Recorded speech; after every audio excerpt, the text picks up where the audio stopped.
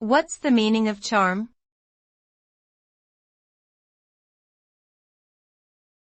Charm.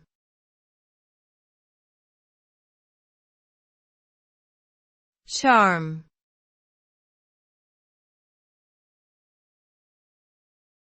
Charm.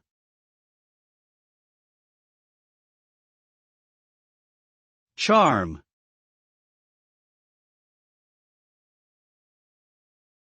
The term charm generally refers to an attractive or appealing quality or feature that someone or something possesses. Charm can be used to describe a person's manner or behavior, as well as the physical appearance of an object or place. People often use the term charm as a way to express admiration or appreciation for something they find particularly lovely or endearing.